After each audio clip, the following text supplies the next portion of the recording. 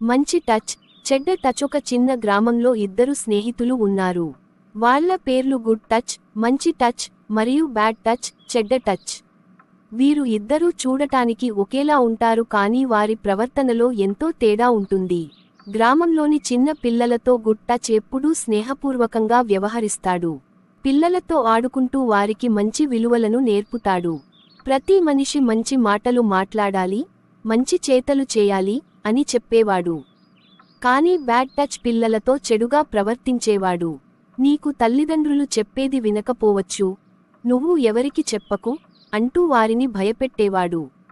కొందరు పిల్లలు భయంతో మాట్లాడకుండానే బాధపడుతుంటారు. ఒకరోజు ఓ పిన్నిపాప గుడ్ టచ్ దగ్గరకు వచ్చింది. అన్నా, ఎవరో నా దగ్గర చెడుగా ప్రవర్తించారు, నాకు భయంగా ఉంది అని అంది. వెంటనే గుడ్ టచ్ ఆ పాపను నచ్చజెప్పి ఆమెకు ధైర్యం చెప్పాడు. మీ తల్లిదండ్రులకు, ఉపాధ్యాయులకు నువ్వు జరిగిందంతా చెప్పు. నువ్వు ధైర్యంగా ఉంటే ఎవరూ నీకు ఏమి చేయలేరు అని అంది. అలా గుడ్ టచ్ ద్వారా ఆ పిల్లలు ధైర్యం పొందారు. పిల్లలందరూ గుడ్ టచ్ మాటలు వినడం మొదలుపెట్టారు. బ్యాడ్ టచ్ మెల్లగా అందరి నుండి దూరమైపోయాడు. మోరల్: మన జీవితంలో ఎవరి ప్రవర్తన మనపై ఎలా ప్రభావం చూపుతుందో గుర్తించాలి.